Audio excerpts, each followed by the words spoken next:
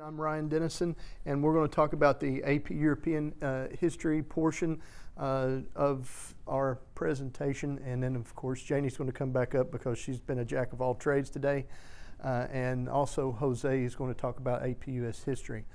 I've taught AP Euro for quite a number of years, and I love bringing kids to the High Museum.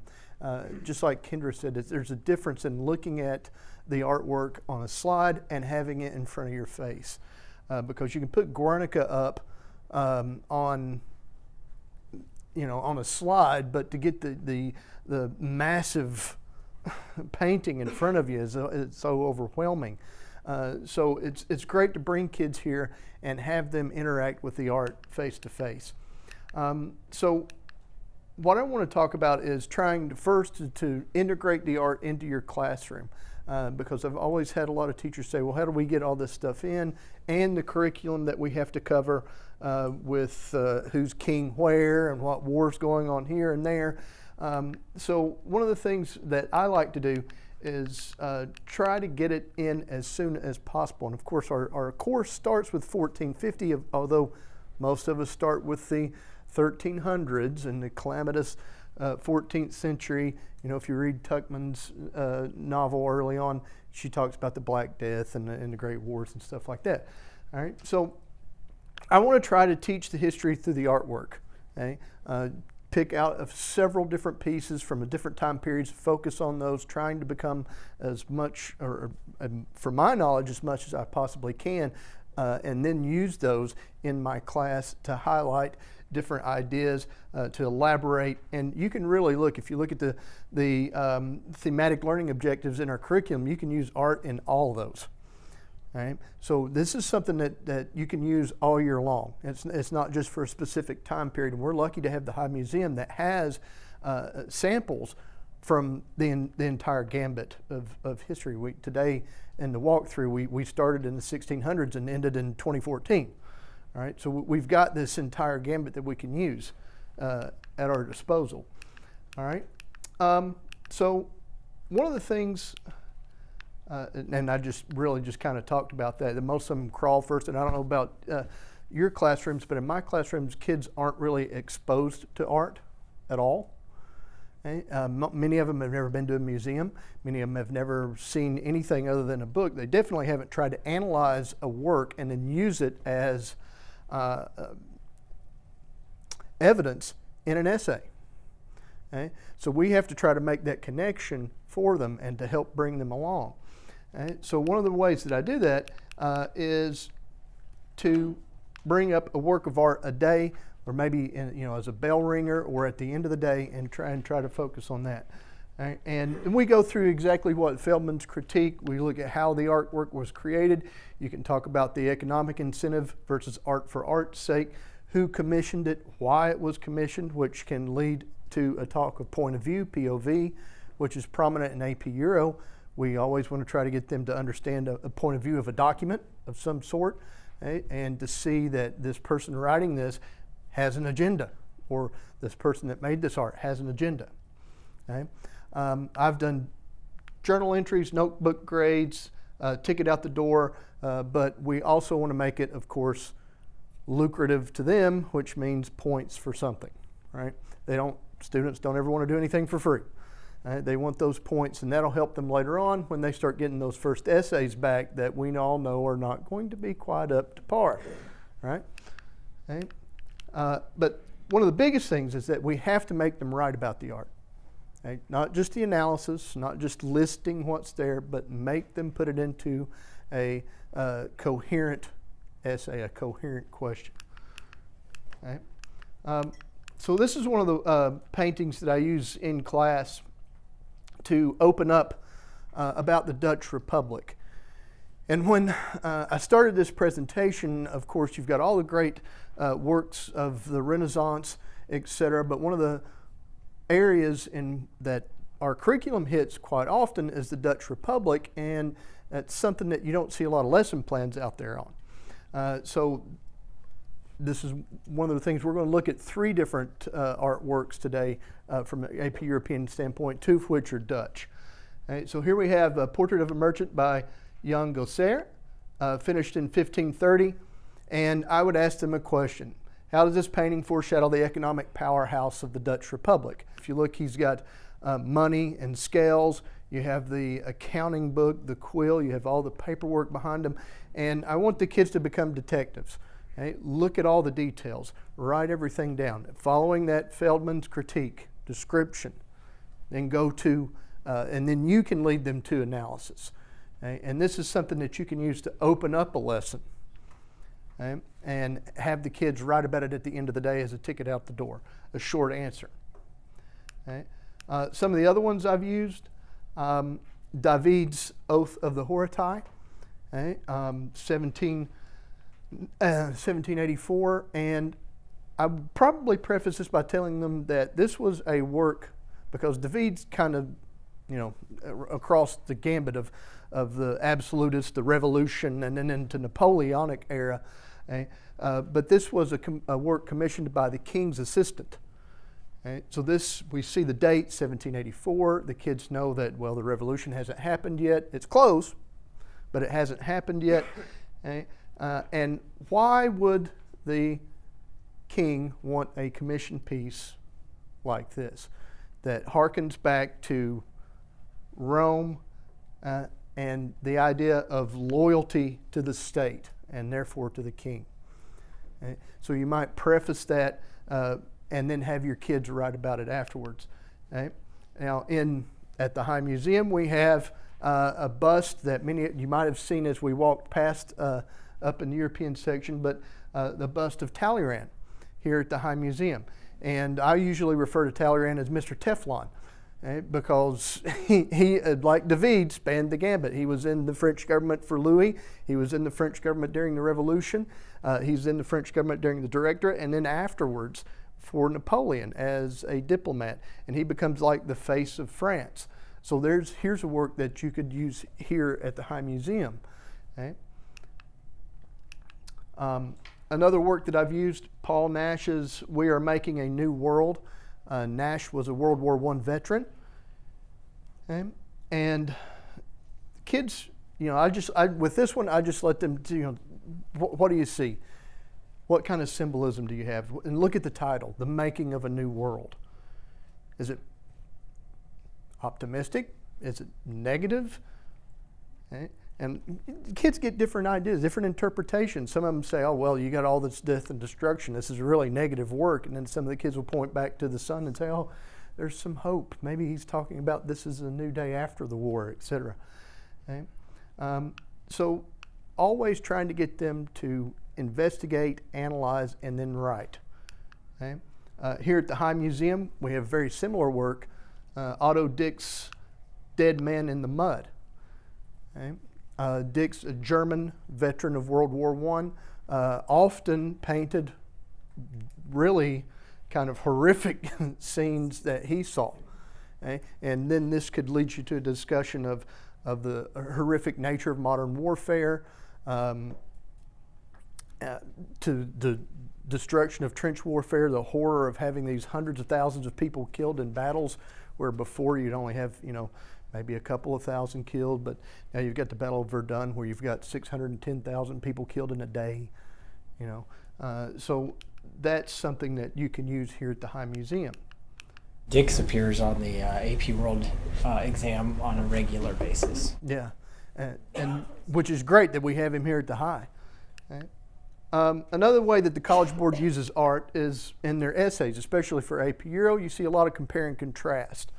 Okay? 1984, we have the Goya and Guernica Picasso compare and contrast the ways in which the two works of art reproduced below express the artistic styles and political issues of their time. Okay? So we know that these are going to be on the test, so we need to be able to prepare our kids for them. Another example, 1981, one that I often use because the kids have absolutely no idea what that is on the left. They've never seen anything like that. On the right, everyone knows that that's David, right? Okay? And on the left, Giacometti's The Pointing Man, 1947. Okay? So you'd have to preface that a little bit and tell the kids about that. Right? So compare the ways in which the two works of art reproduced express the artistic, philosophical, and cultural values of the time. So you have on the right Michelangelo's big, gaudy humanist man is fantastic, and on the left, 1947, Giacometti, touch of nihilist and existentialism. Everything's not always great. Man's not there, he's almost nothing. Right? So we know that art is going to be used heavily in AP Euro in our curriculum. Okay? So as I'm going through this fantastic pieces of art and trying to select one, and it was almost till last week that I decided on one of these pieces. I really couldn't settle on one. So I decided to take three, and I've made two different assignments to come in, both of which kind of focus on the Dutch Republic.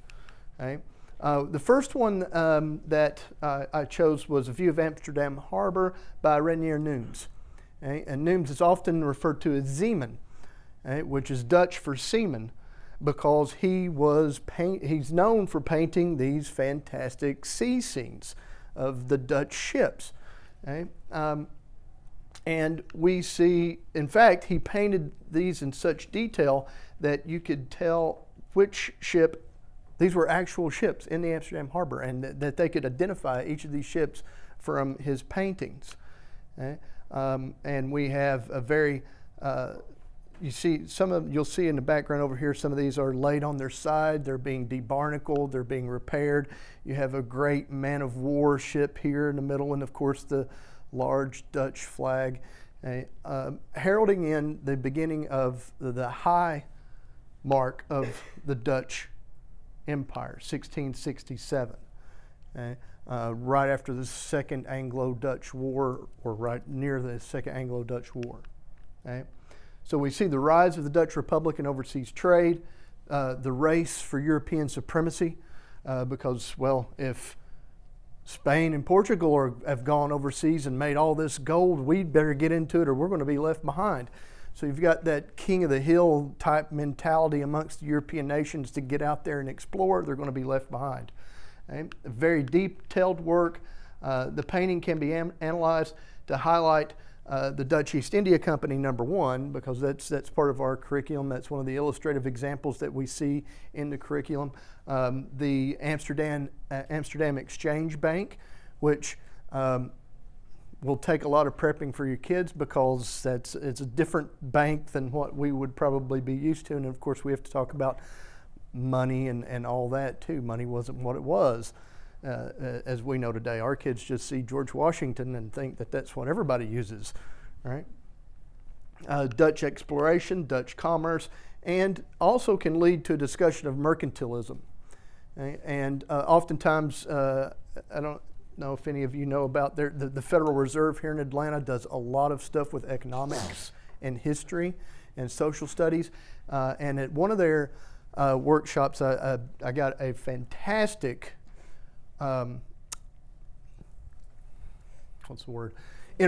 simulation, thank you. A simulation of mercantilism. Okay? And that's something that you can use in class, because if the kids are doing it, then they're going to, and they're up and active, they're going to really understand what mercantilism was all about. Okay?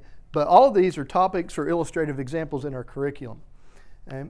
The student can use the history and art analysis sheet, which I have in your first, it's the first one on top of the handout that I gave you. Okay.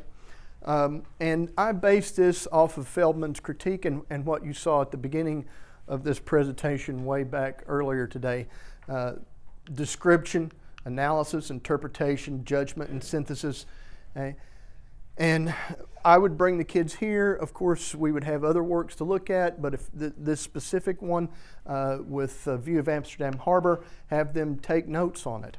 Okay? And then how am I going to use this knowledge? How does this work of art help me to answer the question I was given? Does the art provide evidence that either agrees or disagrees with my thesis? Does the work provide evidence of theme of the question? How can I use this work to expand on my thesis? Because we in the social studies want the kids to use these works of art as evidence towards a thesis, towards an argument. Okay?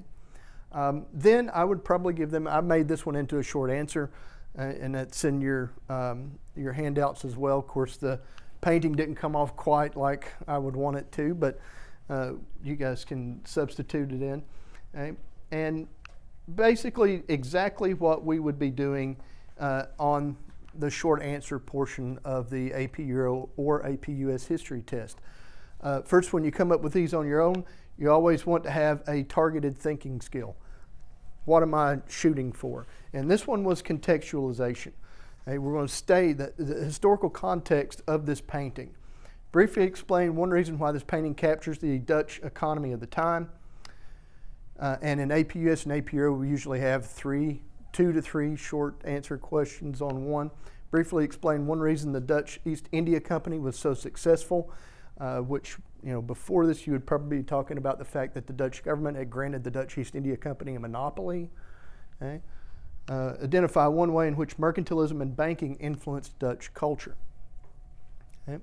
And we would be hitting these learning objectives and these key concepts in the curriculum framework. Now, the other one that I really wanted to hit on too, I couldn't really make a choice between these two, so I went ahead and included both of them, and then I added a third painting to make an assignment for this one too. And this is what we saw this morning. Games on the Ice by Barend Averkamp. Averkamp, part of the golden age of Dutch painting. They loved these everyday life situations that, as we talked about this morning, because of the rising merchant class, this rising middle class, these people could afford these things. There was expendable money. They could afford leisure time. Okay, which this is what we see, and we talked this morning about them playing golf, and there actually is a lady in the painting. She's just kind of bundled up in this sleigh over here going along. And then down here in the bottom you have these 2 older gentlemen. You can tell by their big, huge beards, and the burghers over here that were probably looking on disapprovingly as the younger guys play golf along the ice. Okay? This is a great example, of course, of popular real-life genre scenes during the 16th and 17th centuries, and a lot of our kids are going to be able to recognize, because in our textbooks we see Peter Bruegel the Elder and Netherlandish proverbs and children's games. Those are almost universally seen throughout the textbooks. Okay? So they should be able to make the connection to Averkamp's work. Okay?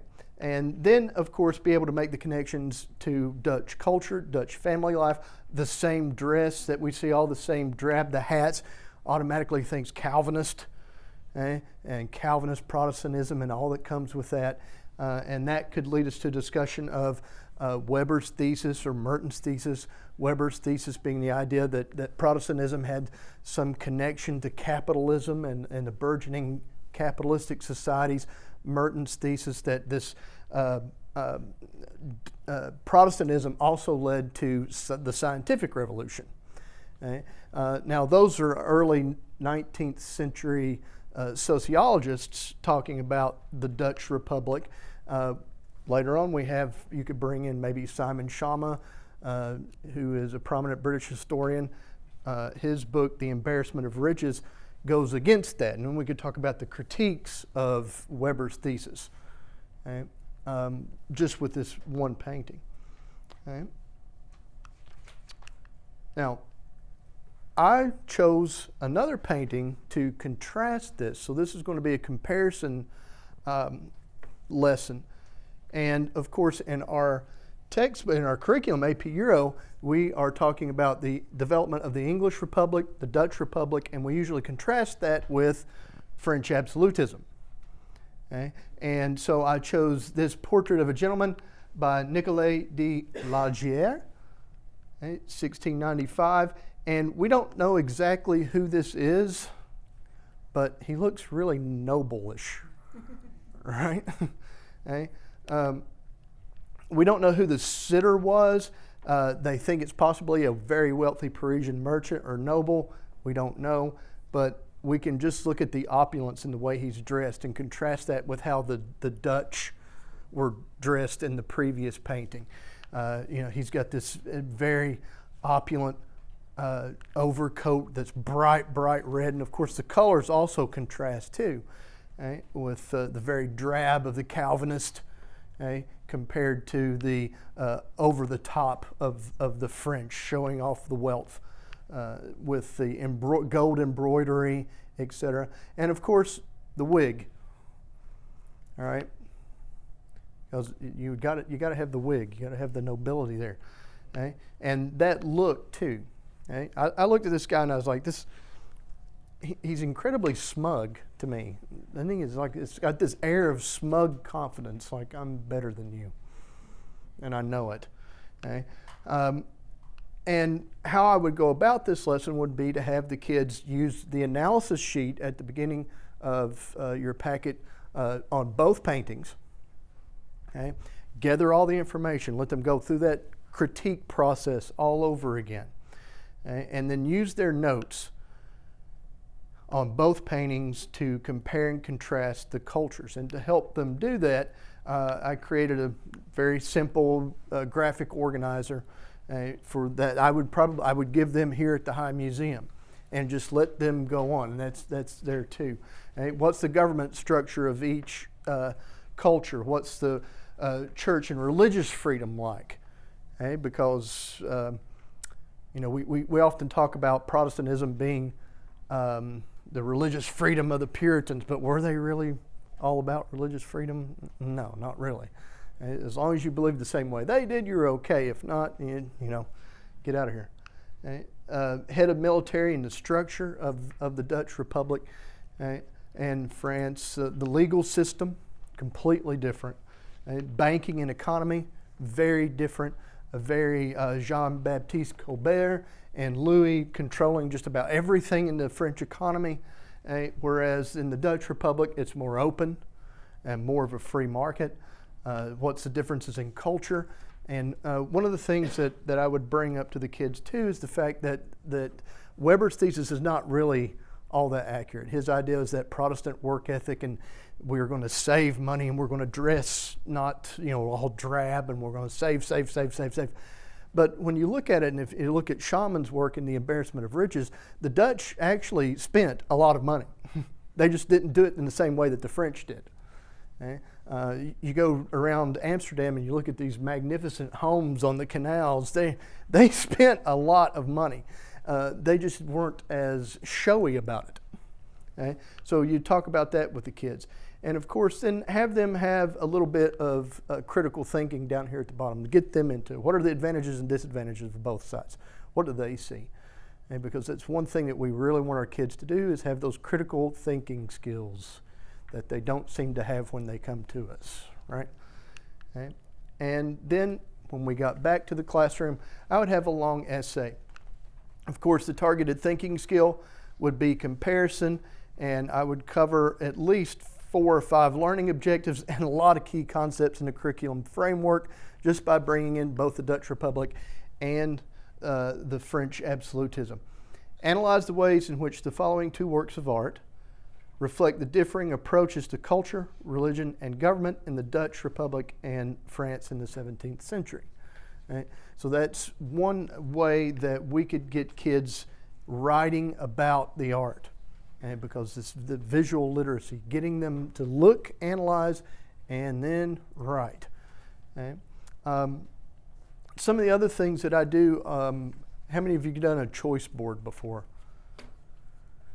Yeah, choice board, you have all these different assignments and you have a total points, like I usually choose 200, and the assignments are worth different points. So you allow the student to choose which assignments that they want to do, okay? Just as long as it adds up to that 200. Now, of course, they might not get all 200 points because we know they're not going to do everything great, but they need to try to get up to 200 points.